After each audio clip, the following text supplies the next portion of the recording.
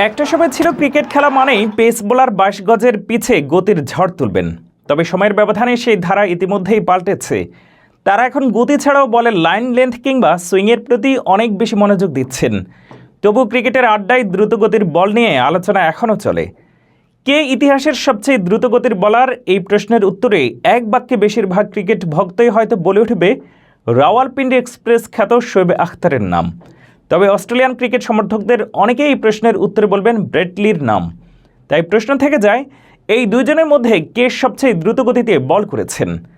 পরিসংখ্যান মতে ক্রিকেট ইতিহাসের সবচেয়ে দ্রুতগতির বলটি পাক পেসার শোয়েব আখতারের করা। এই ফাস্ট বোলারের সর্বোচ্চ গতির ডেলিভারিটি ছিল প্রতি ঘন্টায় ১৬১.৩ কিলোমিটার।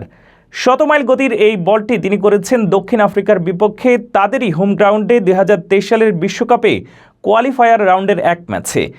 বলে প্রচণ্ড গতির কারণে ক্রিকেট পাড়ায় শোয়েব আখতার রাওয়ালপিন্ডি এক্সপ্রেস নামে খ্যাত। ইতিহাসে তিনি একমাত্র বোলার যে ১০০ মাইলের উপরে বল করেছেন দুইবার। আর দ্বিতীয় সর্বোচ্চ গতির বল ছিল একই বিশ্বকাপে ইংল্যান্ডের বিপক্ষে একটি ম্যাচে। সেই ম্যাচেও তার একটি বলের গতি ছিল ঘন্টায় প্রায় ১৬১.৩ কিলোমিটার। দ্রুতগতিতে বল ছোড়ার এই প্রতিযোগিতায় শোয়েব আখতারের একমাত্র প্রতিদ্বন্দ্বী বলা হয় দুই Aussie fast bowler Shaun Tait এবং ব্রেট লিকে।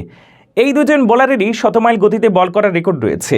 তাদের দুজনের সবচেয়ে দ্রুতগতির ডেলিভারিটি ছিল ঘন্টায় ১৬১.১ কিলোমিটার গতির। এর মধ্যে ব্রেট লি ২০০৫ সালে নেপিয়ারে নিউজিল্যান্ডের বিপক্ষে তার দ্রুতগতির বলটি করেছিলেন। শন টেইটের দ্রুততম ডেলিভারিটি ছিল চিরপ্রতিদ্বন্দ্বী ইংল্যান্ডের বিপক্ষে। ক্রিকেট বোদ্ধাদের মতে অস্ট্রেলিয়ানরা প্রাকৃতিকভাবেই জোরে বল করার একটা দক্ষতা অর্জন করে।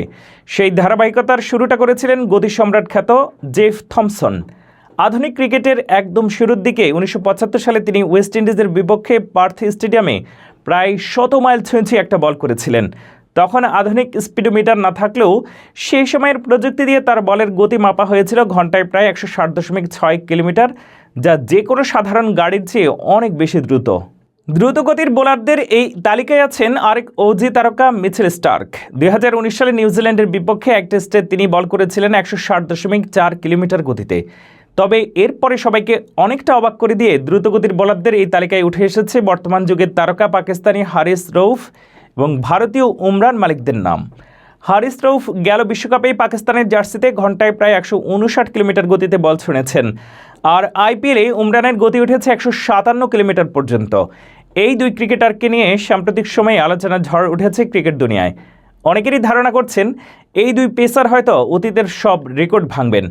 প্রেস্টিজিয়াস এই তালিকার এরপরে জায়গা করে নিয়েছেন ওয়েস্ট ইন্ডিজের সোনালী প্রজন্মের তারকা পেসার এন্ডি রবার্টস এবং ফিদেল এডওয়ার্ডস। তাদের দুজনেরই সর্বোচ্চ বলের গতি ছিল। এছাড়া এই তালিকায় একেবারে শেষ দিকে এসেছে সাবেক ওজি তারকা মিচেল জনসনের নাম। ঐতিহাসিক মেলবোর্নের এমসিজি গ্রাউন্ড ইংল্যান্ডের বিপক্ষে তিনি প্রায় ১৫৬.৬ কিলোমিটার গতিতে বল করেছেন।